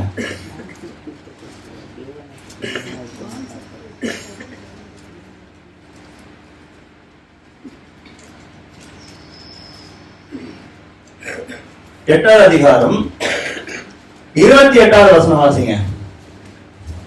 அன்றையும் அவருடைய தீர்மானத்தின்படி அழைக்கப்பட்டவர்களாய் தேவனிடத்தில் அன்பு கூறுகிறவர்களுக்கு சகலமும் நன்மைக்கு ஏதுவாக நடக்கும். அப்போ உங்களை ஆண்டவர் அனுப்பிச்சிட்டாரு. உங்களை வந்து எப்போதுமே ஓப்பனா சொல்றேன், நீங்க ஆசீர்வதியம்லாம் கேட்டு அவரை போட்டு ரொம்ப துன்புறுத்தி அவங்க கையெல்லாம் முறிச்சு நீங்க வாங்கினீங்கன்னா கொடுத்துருவாரு. இப்ப என்ன பண்ற திரும்பியும் குறைவுபட தொடங்கி, குறைவு உங்க வாழ்க்கையில குறைவு வந்ததா? கர்த்தர் அனுமதிச்சாரா? அனுமதிச்சது எதுக்காக? இந்த வசனத்தின்படி வாசிங்க திரும்பி. அன்றையும் அவருடைய தீர்மானத்தின்படி அழைக்கப்பட்டவர்களாய் தேவனிடத்தில் அன்பு கூறுகிறவர்களுக்கு சகலமும் நன்மைக்கு ஏதுவாக நடக்கிறது. அப்போ இதெல்லாம் எதுக்காக நடத்துறாரு? உங்களை குறைவுபட தொடங்குறது எதுக்காக? நீங்க ஏற்கனவே ஒண்ணு சொதப்புனீங்க, சொதப்புனதுனால என்ன ஆச்சு? இப்போ குறைவு வந்து, குறைவு அனுப்புறது எதுக்காக? நன்மைக்கு. நன்மை என்னன்றது அடுத்த வசனத்துல போட்டு வாசிங்க. தம்முடைய குமாரன் அநேக சகோதரருக்குள்ளே முதற் பேரானவனாய் இருக்கும் பொருட்டு தேவன் எவர்களை முன்னறிந்தாரோ அவர்களை தமது குமாரனுடைய சாயலுக்கு ஒப்பாய் இருப்பதற்கு. அப்ப அந்த நன்மை என்ன? அந்த நன்மை என்ன? அவருடைய குமாரனுடைய சாயலுக்கு. முதல்ல இவன் சொன்னா அட்டை மாதிரி எனக்கு தான் கேட்டு வாங்கினான். வாங்கினோன்னு தூர தேசத்துக்கு போனான். தூர தேசத்துக்கு போய் என்ன பண்ணா? துன்மார்க்கமா செலவு பண்ணான். செலவு பண்ணது மட்டும் பத்தாது, காலி ஆயிடுச்சு காசு. அங்க பஞ்சம் வேற அளவு பண்ணிட்டான். பஞ்சத்துல இன்னொரு பெரிய ஒரு பிரச்சனை என்ன தெரியுமா? உங்க காசுக்கு வேல்யூவே இருக்காது. கரெக்டா இல்லையா? நீங்க எவ்வளவு பணம் வச்சிருந்தாலும் பத்தாது. ஒரு கிலோ அரிசி ஒரு 30,000 சொன்னா உங்களுக்கு எப்படி இருக்கும்? 30,000 rupees 1 kg அரிசினா எப்படி இருக்கும் உங்களுக்கு? நீங்க என்ன சம்பாதிச்சாலும் பத்தாது. நிறைய ஃபெமைன் வந்து ஆண்டவர் இந்த பைபிள்ல பார்த்தீங்கன்னா நிறைய இடத்துல அனுமதிக்கிறார். எதுக்குன்னா இஸ்ரவேல் ஜனங்களை திரும்பவும் அவரிடத்துல கொண்டு வருகிறதுக்கு. அப்போ குறைவுபடுகிற காரியம் கர்த்தர் நம்ம வாழ்க்கையில அனுமதிக்கிறதுக்காக, சகலமும் நன்மைக்கு எதுவாய் குமாரனுடைய சாயலுக்கு ஒப்பாய் நம்மை மாற்றுவதற்காக. ஏன்னா நம்ம சாயலை விட்டு போயிட்டோம். மூணாவது விஷயம் வாசிப்போம். லூக்கா எழுதின சேம் அதே சுவிசேஷத்துல 15வது அதிகாரம் 17வது வசனம் வாசிங்க. அவனுக்கு புத்தி தெளிந்த போது அவன் என் தகப்பனுடைய கூலிக்காரர்கள் எத்தனையோ பேருக்கு பூர்த்தியான சாப்பாடு இருக்கிறது. புத்தி தெளிந்த போது. இன்னைக்கு நமக்கெல்லாம் ஒரு மயக்க நிலையில இருக்கிறோம். எப்படி இருக்கும்? மயங்கி இருக்கும். எல்லாம் தூக்கமா கூட இருக்கீங்க சிலர். மயக்க நிலை என்ன சொல்லுங்க? ஒரு சிலர் 2 விதத்துல மயக்கம் ஆயிடுவாங்க. அதிகமா ஆசிரியர் வச்சாலும் மயக்கம் ஆயிடுவாங்க. அவன் பண மயக்கம், என்ன பண்றதே தெரியாத அளவுக்கு இவன மாதிரி மயக்கம் வந்துடும். இன்னைக்கு மயக்கம் வந்து நம்ம ஒரு மாதிரி ஆண்டவரே அறியாத நிலைக்கு போயிடுறோம். கர்த்தர் என்ன பண்றாரு? குறைவுபட்டது. அவன் இன்னொரு ஆச்சரியம் என்னன்னா, அவனுக்கு வந்து ஆகாரம் கிடைக்கல. பன்னிக்கு வைக்கிற தவிடாது நமக்கு கிடைக்குமான்னு ட்ரை பண்ணா அது கூட கிடைக்கல. பன்னிக்கு கிடைக்குது. ஆச்சரியம் பாருங்க. இதுதான் பன்னிக்கு தவிடு கிடைக்குது, நமக்கு கிடைக்கல. அதை திங்க ஆசையா இருந்தான்னு போட்டுருக்கோம். அதை கூட கிடைக்காத நிலைமையில அவன் மாறும் பொழுது, அப்பொழுது வாசிங்க திரும்பி. என் தகப்பனுடைய கூலிக்காரர் எத்தனையோ பேருக்கு பூர்த்தியான சாப்பாடு இருக்கிறது. நானும் பசினால் சாகிறேன். நான் எழுந்து என் தகப்பனிடத்திற்கு போய், தகப்பனே, வரத்துக்கு விரோதமாகவும் உமக்கு முன்பாகவும் பாவம் செய்தேன், இப்படி சொல்லுவேன்னு சொல்லி வாசிங்க வாசிங்க. இனிமேல் உம்முடைய குமாரன் என்று சொல்லப்படுவதற்கு நான் பாத்திரன் அல்ல. உம்முடைய கூலிக்காரர்கள் ஒருவனாக என்னை வைத்துக் கொள்ளும் என்பேன் என்று சொல்லி எழுந்து புறப்பட்டு தன் தகப்பனிடத்தில் வந்தான். அவனுடைய காரியங்கள் பாருங்க. முதல்ல அவனுக்கு வந்து புத்தி தெரியும். இன்னைக்கு புத்தி தெளிய வைக்கிறதுக்காக தான் கர்த்தர் வந்து உங்களுக்கு உண்டான காரியங்களை, இந்த பிரச்சனைகளை அனுமதிக்கிறாங்க. எப்படி? அலௌட். எதுக்காக? புத்தி தெரியல. புத்தி எது மேலேயோ கான்சென்ட்ரேட் பண்ணிட்டே இருக்க கர்த்தர் மேல. என்ன காரணம்னா, உங்களை பார்த்து ஒரு கேள்வி கேட்டா நீங்க பதில் சொல்லுவீங்களான்னு தெரியாது. இயேசுவை எவ்வளவு நேசிக்கிறீங்க? எவ்வளோ? அது இயேசுவை கேட்டா எவ்வளவு தெரியுமா சொல்வாரு? சிலுவை காட்சி தான். அப்போ இயேசுவ, அப்போ நமக்குள்ள அவரை நேசிக்கிற நேசம் கம்மியா இருக்கு. ஆண்டவர் ரொம்ப நம்மளை நேசிக்கிறதுனால நம்மள அவனும் நேசிக்க மாட்டானான்னு என்கிறார். புரியுதா நான் சொல்றது? கர்த்தர் நம்மள அவர் அவ்வளவு நேசிக்கிறதுனால, நீங்க அதான் எனக்கு மைண்ட்ல நான் ஜபிக்கும் போது, ஆண்டவரே நீங்க எங்களை நேசித்த நேசத்துல நாங்க 1% கூட உங்களை நேசிக்கவே இல்லை ஆண்டவரேன்னு சொன்னோம். கரெக்டு தானே? உண்மைதானே அது? அவர் அவ்வளவு நேசிச்சிருந்தா நம்ம வாழ்க்கை வேற மாதிரி இருக்கும். நம்ம வேற காரியத்தை பத்தி பேச மாட்டோம். எப்ப பார்த்தாலும் தாங்கிற பிரேயர் அவர்கிட்ட இருக்காது. மோசே மாதிரி ஜெபம் பண்ணிருப்போம். இயேசு என்ன தெரியுமா சொன்னாரு? பிதா செய்கிறதை காண்கிறதோ அதையே குமாரன் அவருடைய சித்தத்தையே நான் செய்ய வந்தேன்ற. இன்னைக்கு யார் நம்ம அந்த மாதிரி சொல்றோம்? யாராவது சொல்றோமா? ஒரு வார்த்தை, ஆண்டவரே உங்களுடைய சித்தம் இல்லாம இப்போ கிவ்மின்னு சொன்னோன்னே எப்படி மாத்திருக்காங்க, இங்கிலீஷ்ல எப்படி தெரியுமா போட்டிருக்கு, மேக் மீன்னு போட்டிருக்கு. என்னை கூலிக்காரனில் ஒருவனாக. இந்த டிரான்ஸ்பார்மேஷனுக்கு தான் கர்த்தர் என்ன பண்றாரு, குறைவுகளை, இந்த குறைவுகளை இந்த டிரான்ஸ்பார்மேஷனுக்கு நேரா உங்களை நடத்திட்டா பெரிய விஷயம். அதுக்கு நீங்க தான் அனுமதிக்கணும். கரெக்டா இல்லையா? அதுக்கு நீங்க தான் அனுமதிக்கணும். உங்களை இந்த காரியத்துக்கு உங்களை விட்டு கொடுத்தாலோடைய கர்த்தர் உங்களை அந்த லெவல்ல இருந்து தூக்கவே முடியாது. ஒண்ணும் இல்ல, உங்க பிள்ளைகள் வருஷம் வருஷம் வளரணும்னு எல்லாருமே எதிர்பார்ப்பீங்கல்ல. வளராமே இருந்தா உங்களுக்கு எப்படி இருக்கும்? 2 வயசு குழந்தை இருக்குது, 18 வயசு வரைக்கும் 2 வயசு மாதிரியே இருந்தா எப்படி இருக்கும் உங்களுக்கு? உடம்பு மட்டும் வளர்ந்து மனப்பூர்வமா வளரலான்னு எப்படி இருக்கும்? மென்டல் ஹெல்த் வளரலான்னு எப்படி இருக்கும்? எப்படி இருக்கும்? அந்த அப்பாக்கு சந்தோஷப்படுவீங்களா? குழந்தை கொஞ்சினே இருப்பீங்களா? 2 வயசு வரைக்கும் கொஞ்சுவீங்களா? எந்தெந்த ஹாஸ்பிட்டல் கூப்பிட்டு போய் மனவேதனை இருக்கும். இன்னைக்கு நீங்களும் நானும் அதே கண்டிஷன்ல இருந்தா அவருக்கு எப்படி இருக்கும்? மென்டலி ரிட்டார்டட் மாதிரி. புரியுதா உங்களுக்கு சொல்றது? அப்போ நான் குறைவுபட தொடங்கணும் கர்த்தர நன்மைக்காக. இன்னைக்கு புத்தி தெரிய வச்சதும் நன்மைக்காக. இன்னைக்கு நான் புத்தி தெரியணும். அதே கெட்டவமா இருந்தா நீங்களும் நானும் இன்னைக்கு என் புத்தி எப்படி ஆகணும்? தெரியணும். என்னுடைய கஷ்டங்களையும் போக்கஸ் பண்ணக்கூடாது. இந்த கஷ்டத்துல கர்த்தர் என்ன சொல்ல விரும்புறார்?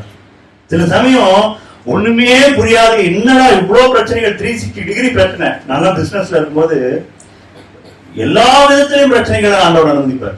சில நேரத்துல ஒரு வசனத்தை மைண்ட்ல ஞாபகம் வச்சுப்பேன், திராணிக்கு மிஞ்சி. ஏன்னா அவர் உண்மை உள்ளவர்ல. யார் உண்மை உள்ளவர்? எத்தனை பேர் ஆமென் சொல்றீங்க? கர்த்தர் உண்மை உள்ளவர். அதை மட்டும் மறந்துடாதீங்க. என் பிரச்சனை பெருசுன்னு சொல்லாதீங்க. உங்க திராணிக்கு மிஞ்சி கொடுக்கவே மாட்டார். புரியுதா உங்க சொல்றது? அனுமதிக்கவே மாட்டார். அப்போ இத்தனை பிரச்சனை வந்தவன ஆண்டவர்கிட்ட நான் சொல்லுவேன், ஆண்டவரே இந்த பிரச்சனையில இருந்து நீங்க என்ன சொல்லி தர விரும்புறீங்க? ரூட்டை மாத்திருக்கும். இப்போ பவுல் என்ன பண்ணாருன்னா, அவருக்கு ஒரு முள்ளு கொடுக்கப்பட்டது. அவர் சொன்னாரு, ஆண்டவரே இந்த முள்ள எடுத்துருங்க. நான் 3 தடவை வேண்டிக் கொண்டேன். ஆண்டவர் என்ன சொன்னாரா? முள்ள எடுத்துருன்னு சொன்னாரா? என்ன சொன்னாரு? என் கிருபை உனக்கு போதும். அடுத்த வசனம் தான் ரொம்ப முக்கியம். உன் பலவீனத்துல. இன்னொரு இடத்துல பவுல் சொல்றாரு, என் பலவீனங்களிலே நான் மேன்மை பாராட்டுவேன், ஏனென்றால் கிறிஸ்துவே அதுல எனக்கு மகிமைப்படுகிறார். நான் சொல்றது புரியுதா? அப்போ என் பலவீனத்தை என் கர்த்தர் ஏன் அனுமதிச்சார்னா, அந்த பலவீனத்துல அவர் மகிமைப்படும்படியாய் அனுமதித்திருக்கிறார். கிதியோன் எத்தனையோ பேர் கூப்பிட்டு வரான் வாருக்காக, 10,000க்கு மேல. கடைசியா ஃபில்டர் பண்ணது எத்தனை பேரு? ஆண்டவர் அந்த இடத்துல சொல்லுவாரு, எதுக்காக நான் 300 பேர் மட்டும் அனுமதிச்சேன்னா, நாங்க தான் அந்த ஜெயிச்சோம்னு சொல்லி நீங்க அந்த மகிமையை எடுத்துட கூடாதுன்றதுக்காக. யாருமே நம்ப முடியாத அளவுக்கு இந்த 300 பேரை வச்சு இந்த மீடியா நெட்ல நான் வின் பண்ண வச்சேன். இன்னைக்கு அதேதான். நம்ம புத்தி தெளிஞ்சு கர்த்தரிடத்துல வரமான ஆண்டவர் நம்மளை பார்க்க. நம்ம 1000 காரியம் சொல்லலாம், ஒரு வசனம் ஒண்ணு சொல்றேன். அவர் சொல்றாரு, அவர் எல்லாமே ஒரு விஷயம் சொல்ற, நம் புசிக்கிறதும் குடிக்கிறதும், நம் எதை செய்தாலும் அவருடைய, நீங்கள் புசித்தாலும் குடித்தாலும் எதை செய்தாலும் இருக்கு. 3வது விஷயம், நீங்க எதை செய்தாலும் தேவனுடைய நாமம் மகிமைப்படும்படியாக செய்யுங்கள். நீங்க நான் புத்தி தெரிஞ்சு நான் என்ன பண்றேன்னா, ஒரு மனம் திரும்பின ஒரு வாழ்க்கை கர்த்தர் கொடுத்துரு. எத்தனை பேர் கொடுத்திருக்காரு? ஒரு ரிபென்டன்ட் லைஃப். ஆண்டவர் சொன்னாரு, நீங்க மனம் திரும்புங்கள், அப்பொழுது உங்களுக்கு பரலோக ராஜ்யம். என்னைக்கு சமீபா இருக்கும்னா நீங்க மனம் திரும்பும் போதெல்லாம். என்னைக்கு மனம் திரும்பணும்? என்னைக்கோ ரட்சிக்கப்பட்ட புதுசுலையா? என்னைக்கெல்லாம் கர்த்தர் உங்களை உணர்த்துறாரோ அன்னைக்கெல்லாம். ஒரு நாளைக்கு 10 தடவை கூட மனம் திரும்ப சொல்லுவார் ஆண்டவர் உங்களை. நான் ஓப்பனா சொல்றேன், உண்மையாவே ஆண்டவர் கூட தொடர்பு இருக்கீங்கன்னா ஒரு 10 தடவை கூட சொல்லுவார், இந்த விஷயத்தை குறித்து நீ மாறு, இந்த விஷயத்தை குறித்து இப்படி பேசினியா போய் மன்னிப்பு கேடு. சொல்லுவார மாட்டாரா? அது பேர் தான் உண்மையான மனம் திரும்பின வாழ்க்கை. இவன் மனம் திரும்பின ஒரு வாழ்க்கை வந்தது. இவன் இப்படி போனவன் என்ன பண்ணாரு? திரும்பி இத்தனை காரியங்களை கொடுத்து திரும்ப வர வைக்க. எதுக்காக வர வைக்கிறாரு சொல்லுங்க. அடுத்த வசனம், தூரத்தில் வரும்போதே அவனுடைய தகப்பன் அவனை கண்டு மனதுருகி ஓடி. இல்ல, இதுல ஒரு விஷயம் சொல்லிடுறேன். அவன் போகும்போது ரொம்ப ஜாலியா போனான், வரும்போது எப்படி வரான்? ஒரு உடைக்கப்பட்டு நொறுங்கி மனம் திரும்பி வரும் இல்லையா? அதுக்கு ஒரு வசனம் வாசிப்போம். ஏசாயாக்கு எழுதின புஸ்தகம் 66:2 வாசிங்க. ஏசாயா தீர்க்க தரிசன புஸ்தகம் 66:2 வாசிங்க.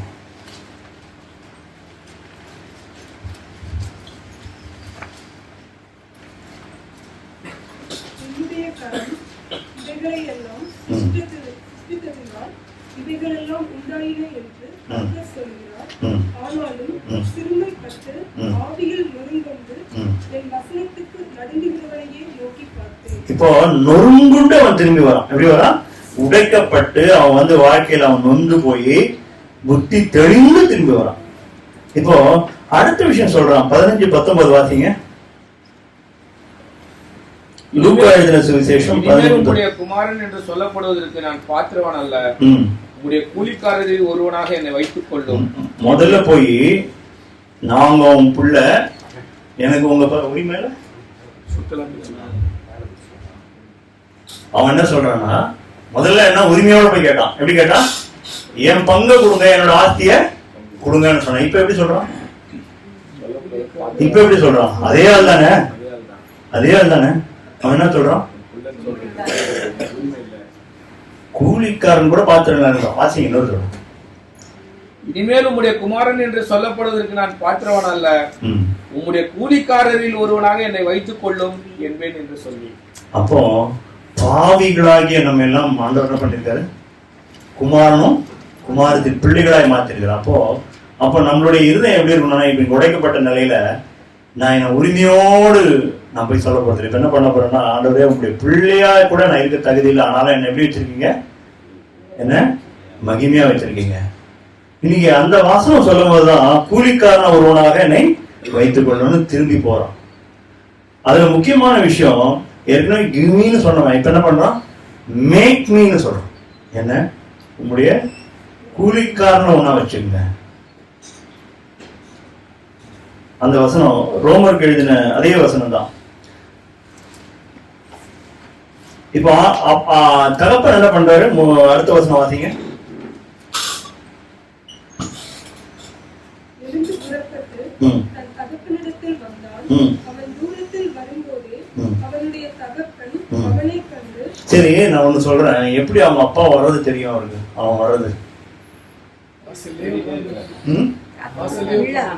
அவன் வர்றது அவங்க அப்பாவுக்கு எப்படி தெரியும்ன்றீங்க? இப்ப எவ்ரிடே இப்ப மனந்திருமோனா மாட்டானா யார் பார்த்துட்டே இருக்கா?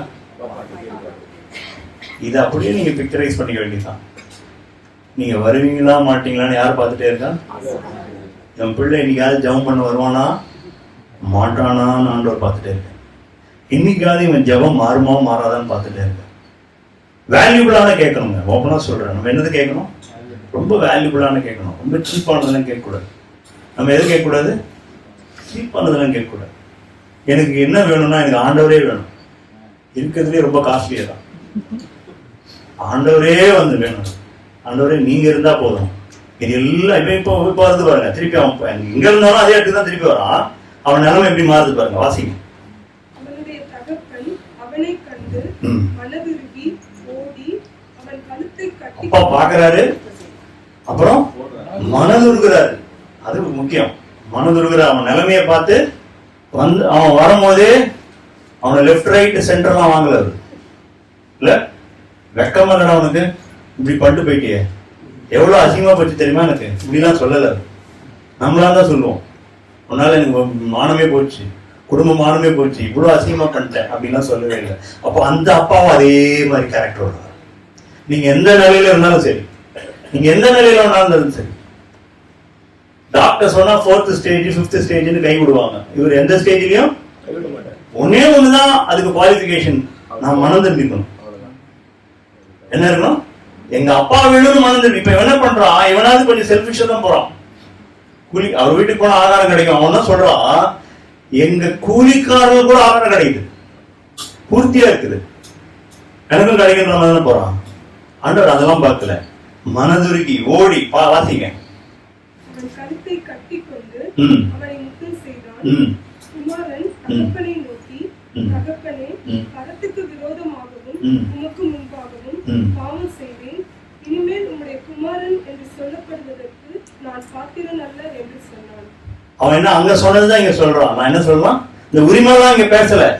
என்ன பேசல? உரிமையெல்லாம் பேசல. அவங்க பையன் அதெல்லாம் சொல்லல. குமாரன்னு சொல்றதுக்கே நான் பாத்திரலன்னு சொன்னான். அப்பொழுது தகப்பன் வாசிங்க. தகப்பன் தன் ஊழியக்காரரை நோக்கி, நீங்கள் உயர்ந்த வஸ்திரத்தை கொண்டு வந்து இவனுக்கு உடுத்தி இவன் கைக்கு மோதிரத்தையும் கால்களுக்கு பாதரட்சைகளையும் போடுங்கள். கொளுத்த கன்றை கொண்டு வந்து அடி. ஏதாவது இதுல படிக்கும் போது எல்லா தடவையும் நான் எழுதிருக்கேங்க. ஏதாவது பிறந்த பிள்ளைக்கும் பிறந்த பிள்ளைக்கும் ஏதாவது ஒரு டிஃபரன்ஸ் பண்றாரா பாத்தீங்களா? இவன் திரும்பி இவ்வளவு மோசம் பண்ணி என் பேரெல்லாம் கெடுத்து போட்டு வந்திருக்கானே, இவனை வைக்கிற இடத்துல வைக்கணும்னு நினைச்சாரா? அவர் என்ன பண்ணாரு? திரும்பவும் அதே சந்தோஷம், திரும்பவும் அதே ஆனந்தம். அவர் அப்பாவோட ஸ்டேட்மெண்ட் பாருங்க. அவர் என்ன சொல்றாரு? என் குமாரனாகி இவன் மரித்தான். நீங்க இப்போ இந்த இந்த இன்னைக்கு பேசுற மேட்டருக்கான இந்த பிரசங்கத்துக்கு தலைப்பு என்ன தெரியுமா? மரணத்திலிருந்து ஜீவனுக்குள். இவர் அப்பா என்ன சொல்றாரு? காணாம போனா திரும்ப காணப்பட்டானா கூட நம்ம ஒத்துக்கலாம். ஆனா அவர் வசனம் ஒண்ணு சொல்றாரு, மரித்தான். அப்போ அப்பா விட்டு நம்ம டிஸ்கனெக்ட் ஆனா அது பேர் என்னது? மரணம். நீங்க என்ன வேணாலும் ஆசீர்வாதமா இருங்க, தேவன் இல்லைன்னு நீங்க செத்தவங்க தான். அதனாலதான் ஆண்டவர் சொன்னார், நானே வழியும் சத்தியமும் ஜீவனமா இருக்கு.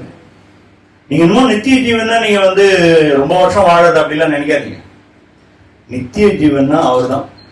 அவருக்குள்ள இருக்கிறது தான் நித்திய ஜீவன். அதாவது ஜீவனை பெற்றுக் கொள்ளும்படி என்னிடத்துல வரவில்லை என்றார் இயேசு. அவரிடத்துல வந்தாலே ஜீவன் தான். அவர்கிட்ட வந்தாலே மரணம் கிடையாது. இன்னைக்கு அவருக்கு என்ன நிலைமையாச்சு? மரித்தான், என்னை விட்டு போயிட்டான்றாரு. அதுதான் அவர் இன்டைரக்டா அப்படி சொல்றாரு. என்னை விட்டு போயிட்டா இப்ப திரும்ப என்ன பண்ணிட்டான்? இன்னைக்கு நீங்களும் நானும் அந்த நிலைமை தான் இங்க உட்கார்ந்துருக்கோம். உயிர்த்து அவருடைய சமூகத்துல உட்கார்ந்துருக்கோம். உங்களெல்லாம் என்னென்ன நிலைமையிலோ, என்னையும் சேர்த்துக்கிறேன், எந்தெந்த நிலைமையிலோ ஆண்டவர் வச்சிருந்தாரு. முதல்ல இப்ப என்ன பண்ணாரு? கழுவி சுத்திகரிச்சு அலங்காரமா கொண்டு வந்து அவருக்கு முன்பாக வச்சிருக்கிறார். இதுல சந்தோஷம் பண்ணுமா இல்ல ஏதோ ஒன்று இழந்ததுக்காக வருத்த பண்ணுமா?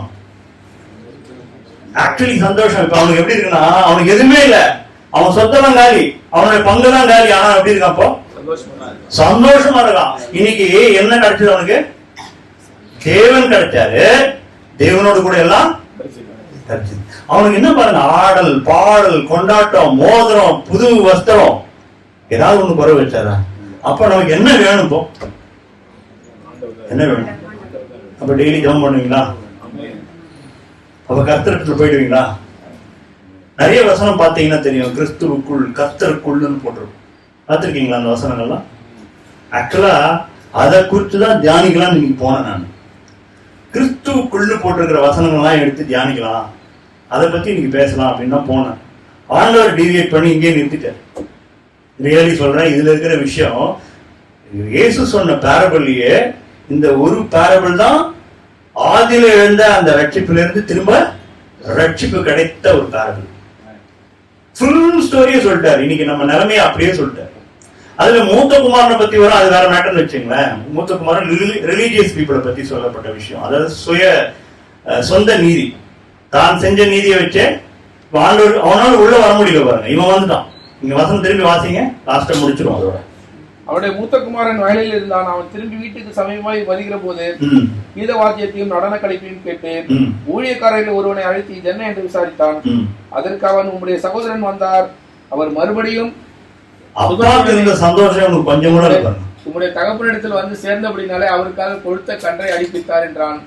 அப்பொழுது அவன் கோபம் அடைந்து பல்லுலாம் கடிச்சிருப்பான், உள்ளே போக மனதில்லாது இருந்தான். பல்லுலாம் கிட்டு கடிச்சிருப்பான். தகப்பனோ வெளியே வந்து அவனை வருந்தி அழைத்தான். அவன் தகப்பனுக்கு பிரதியுத்தரமாக, இதோ இத்தனை வருஷ காலமாய் நான் உமக்கு ஊழியம் செய்து ஒரு காலம் உன்னுடைய கற்பனையை மீறாதிருந்தும் என் சிநேகிதரோடு நான் சந்தோஷமா இருக்கும்படி நீர் ஒரு காலம் எனக்கு ஒரு ஆட்டுக்குட்டியாவது கொடுக்கவில்லை. இவனுக்குள்ள பொறாம வந்தது. என்ன வந்தது? பொறாம வந்தது. இவனுக்கும் எல்லாமே இருக்கு. இவனுக்கு ஏதாவது குறவு இருக்குதா? இவனுக்கும் எல்லாம் இருந்தது. ஆனா இவனுக்கு எதுக்குள்ள வரலாம், இவன் பிரவேசிக்கலன்னு போட்டிருக்கு. எதுக்குள்ள போல? வீட்டுக்குள்ள வராது இருந்தான். இன்னைக்கு யார் வீட்டுக்குள்ள வந்துட்டா? தகப்பனுடைய வீட்டுக்குள்ள யார் வந்துட்டா? நீங்களும் நானும் வந்து எத்தனை பேர் ஆமென் சொல்லலாம்? அவருடைய இளைப்பாறுதலுக்குள்ள பிரவேசிக்கிற பாக்கியம். நம்ம ஓப்பனா சொல்றேன், எத்தனையோ பேருக்கு நான் நிறைய தடவை சொல்லுவேன், எத்தனையோ பேருக்கு 50+ ஓகேவா இல்லையா? நீங்க ஒண்ணு மட்டும் கேட்டு பாருங்க, டெய்லி இன்னைக்கு ஆண்டவர் வந்தா நான் ஆயத்தமா? am I ready to go with him? நீங்க கேட்டு பார்க்கணும். கர்த்தர் என்ன கூட்டின்னு போற நிலையில தான் நான் இருக்கேனா? என் வாழ்க்கை எவர் ரெடியா இருக்கா? பேட்டரி மாதிரி. இப்ப நான் என் வாழ்க்கை எப்படி இருக்கணும்னு ஆண்டவர் எதிர்பார்க்கிறார். நீங்க நிஜமா தான் கேட்கிறேன். இன்னைக்கு ராத்திரி கர்த்தர் வந்தாலும் வச்சுங்களேன், உங்களையும் என்னையும் கூட்டு போக முடியுமா? Are you confident? ஒன்னும் உற்சாகமான பதிலே இல்லையா உங்கள்கிட்ட? ஒரு பயம் இருக்குது, சந்தேகம் தானே. போ சந்தேகம் இந்த ரட்சிப்பு போய் இன்னொருத்தர் எப்படி சொல்லுவீங்க? இவர் ரட்சிக்கிறார், அதெல்லாம் சும்மா ஆயிடுமே, அப்போ பொய் ஆயிடுமே. நீங்க எப்படி சொல்லணும்னா, இப்ப கூப்பிட்டா கூட நான் ஆண்டவர் கூட போறதுக்கு நான் பாத்திரம் கிடையாது, நான் அவருக்கு ஆயத்தமா இருக்கேன்னு அர்த்தம். ஆண்டவர் என்ன சொன்னார்? நீங்க ஆயத்தமா இருக்கேன்னு சொன்னாரு, வேற ஏதாவது சொன்னாரா? ஆனா திருடன் வருகிற விதமாய் திருடன் எப்படி வருவான்? உங்கள்கிட்ட சொல்லிட்டு வருவானா? சாவியெல்லாம் முந்தா நேரத்தை வாங்கி போயிட்டு அன்னைக்கு வாங்கி போய் தரப்பக வருவானா? திருடன் வருகிற விதமான அர்த்தம் தெரியுமா? நினையாத நேரத்துல வருவான்னு. கர்த்தரும் எப்படி வருவாரு? நினையாத நேரம். நீங்களும் நானும் நினைச்சே பார்க்க முடியாத நேரத்தை திடீர்னு வருவாரு. அப்ப நான் எப்படி இருக்கணும்? இப்போ ஆண்டவர் நாளைக்கு வராரு, ஒரு 2 வாரம் கழிச்சு வராருன்னு உங்ககிட்ட சொல்லிட்டா 2 வாரம் கூத்தடிச்சுட்டு என்ன பண்ணுவீங்க? கரெக்டா அதுக்கு முன்னாடி வர நாள் மட்டும் மனம் திரும்பிடுவீங்க. கரெக்ட் தானே? இப்ப பொய் சொல்லக்கூடாது. அப்ப அதுக்கு முன்னாடி நாள் மட்டும் என்ன பண்ணுவீங்க? எல்லாம் பரிசுத்தவான்லயே நம்பர் 1 ஆயிடுவீங்க. ரெடி, ஆண்டவரே ரெடி, நான் ரெடி ஆயிட்டேன். அதனாலதான் வேணும்ட்டே என்ன பண்ணிட்டாருன்னா, குமாரனும் அதை அறியாருன்னு போட்டு அவருக்கே தெரியாத அவர் எப்போ வருவார். அவர் போய் கேட்கிறாங்க, எப்போ வருவீங்கன்னா, அது அவருக்கே தெரியாது. பிதா ஒருவரே அறிவார். அப்போ என்னைக்கு வந்தாலும் நான் அவருக்கு ஆயத்தமா இருக்கணும். எப்படி இருக்கணும்? என் மைண்ட் எப்படி இருக்கணும்னா, இந்த உலக வாழ்க்கையிலேயே உழண்டு இருக்கக்கூடாது. இந்த பிரச்சனை, அந்த பிரச்சனை, அதுக்கு கொடுங்க, இதுக்கு கொடுங்க, இதுல இருக்கக்கூடாது. என் மைண்ட் எப்படி இருக்கணும் ஆண்டவர் விரும்புறாருன்னா, எப்போதும் அவர் எதிர்பார்த்து காத்திருக்கிற ஒரு மைண்டா, ஒரு ஆயத்தமும் ஒரு ஏக்கமுமா இருக்கணும். எப்படி இருக்கணும்? ஏக்கம் இருக்கணும். அந்த ஏக்கம், ஆண்டவரே நீங்க எப்ப வருவீங்க? ஆண்டவரே நீங்க வரணுமே, நீங்க வந்துட்டு அவங்க கூட போயிடலாமே அப்படிங்கிற ஒரு எண்ணத்தோடு இருக்கிறவங்கள ஆண்டவர் என்ன பண்ணுவாரு? அப்ப எண்ணத்தோடு இருக்கிறவங்க எப்படி வச்சு பார்த்தா வாழ்க்கைய சொல்லுங்க? பரிசுத்தமா அவருக்கு பிரியமான வாழ்க்கை இருக்கும். ஊழியம் செய்வதெல்லாம் சொல்லாதீங்க. ஊழியம் செய்யறதுன்றது உங்களுடைய பரிபூர்ணத்திலிருந்து வர்றது. நீங்க ஊழியம் செய்யறதுனால நீங்க குவாலிஃபைட்லாம் நினைக்காதீங்க. Not like that. உங்களுடைய பரிபூர்ணத்திலிருந்து தான் ஊழியமா வரணும். என்னுடைய சந்தோஷத்துக்கு மிகுதியாக தான் நான் ஊழியம் செய்யணுமே தவிர, நான் ஏதோ அவர் சொல்லிட்டாரு அப்படின்லாம் செய்யக்கூடாது. கர்த்தர் என்ன அழைச்சிருக்காரு, அவருக்கு உகந்தான அந்த பூமியில அவருக்கு மகிமையா வாழணும். அதுக்கு அடுத்தது செகண்டரி தான் ஊழியம். மினிஸ்ட்ரிங்கிறது அடுத்தது. உங்களுடைய வாழ்க்கையை பார்த்து மற்றவங்க தெரிஞ்சணும். அதுதான் கர்த்தர் இருப்பார். நீங்க ஆண்டவர் சொன்ன ஒரு 5 பாயிண்ட் விஷயம் என்னன்னா, முதல் விஷயம் என்ன சொன்னேன்? என்னை ஆசீர்வதியும். அந்த வாழ்க்கையிலிருந்து வெளியே ஆண்டவர் கொண்டு வரார். அவன் குறைவுபட தொடங்கி. 2வது. 3வது விஷயம், தெளிந்த போது நமக்கும் புத்தி தெளியணும். 4வது கூலிக்காரன ஒருவனாக நான் இந்த உரிமையோட போய் ஆண்டவர்கிட்ட போய் நிக்க கூடாது. என்னைக்குமே ஆண்டவர் சொன்னார், அப்பிரயோஜனமான ஊழியக்காரன் என்று இன்னைக்கு எல்லாத்தையும் செஞ்சிட்ட பிறகு நான் எப்படி இருக்கணும்? என் மைண்டு அப்பிரயோஜனமான ஊழியக்காரன், இது வரைக்கும் எதுவுமே செய்யாத மாதிரி அவர்கிட்ட போய் நிக்கணும். ஆண்டவரே உங்களுக்கு நான் என்ன நினைச்சனோ அதை செய்யவே முடியலன்னு அந்த ஹார்ட்டோட போய் நிக்கணும். 5வது விஷயம், அவருடைய இளைப்பாறுதலுக்குள்ள பிரவேசிக்கிறது. ஆரம்பமா அவர்கிட்ட தான் இருந்தான். இப்ப எப்படி போறான்?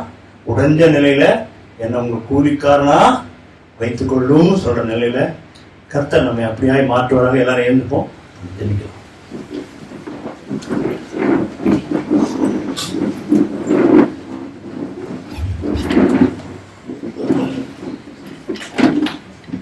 உம்மை நோக்கி பார்க்கிற இதயங்களை கர்த்தர் நீர் அறிவீர். ஆண்டவரே, உங்களுடைய வார்த்தைகள் எங்களை உயிர்ப்பிக்கும். மரித்த நிலையில் இருந்த எங்களை எல்லாம் உயிர்ப்பிக்க வந்த கர்த்தர் நீர். எங்களுடைய சொந்த வாழ்க்கையில் இருக்கிற ஆசீர்வாதத்தையே நாங்கள் எண்ணிக்கொள்ளாமல் நாங்கள் தேவனோடு கூட இருக்க வேண்டும். ஒரு நாளும் உம்மை பிரியாத ஒரு வாழ்க்கை வேண்டும். உமக்கு சித்தம் இல்லாத காரியத்தை நான் செய்திட வேண்டாம் சொல்லி ஆண்டவரே, நீர் எங்களோடு கூட பேசின நல்ல வார்த்தைகளுக்காக, அந்த பாரபிள் மூலமாய் நீர் எங்களுக்கு எழுதி வைத்திருக்கிற அந்த காரியங்களுக்காக நாங்கள் உங்களுக்கு நன்றி செலுத்துகிறோம். கர்த்தரும் ரட்சகரும் எங்கள் மீது அதிக அன்பு கொண்ட மாதிரி நல்ல தேவன் நீர் எங்களோடு கூட பேசியிருக்கிறீர். ஒரு குறைவுமின்றி எங்களை நடத்துகிறீர் ஆண்டவரே. எங்களுக்கு குறைவே இல்லை. கர்த்தர் எல்லா விதத்திலும் எங்களை நேர்த்தியாய் நடத்துகிறீர். உம்மை போல எங்களை மாற்றுவதே நீர் ஆண்டவரே உம்முடைய பிரியமாய் வைத்திருக்கிறீர். தேவ சாயலுக்கு எங்களை திருப்புகிற ஒரு கர்த்தர் நீர். நீ கொடுத்த நல்ல வார்த்தைகளுக்கு நன்றி. இதை கேட்டு இருதயத்திலே ஒரு மாற்றத்தை உணர்ந்தவர்கள் ஒவ்வொருவரையும் நீ கண்ணோக்கி பாரும். உங்களுடைய கிருபை எங்களுக்கு போதுமானவரே. எங்கள் பலவீனத்திலே உங்களுடைய பலன் பூரணமாய் விளங்கும் என்று பார்க்கிறோம். எங்களை பலப்படுத்தி உமக்கு உகந்தவர்களாய் எங்களை மாற்றும். அநேகருக்கு ஆசீர்வாதமாய் வைப்பேன் என்று சொன்னீரே. நான் உன்னை ஆசீர்வதிப்பேன், உன்னை ஆசீர்வாதமாக வைப்பேன் என்று சொன்னீரே. அப்படி மற்றவர்களுக்கு ஆசீர்வாதமாய் வைக்கிற ஒரு வாழ்க்கை தான். உன்னுடைய நாமம் எல்லா விதத்திலும் எங்கள் வாழ்க்கையிலே மகிமைப்படட்டும். இயேசு கிறிஸ்துவின் நாமத்தில் ஜெபிக்கிறோம் நல்ல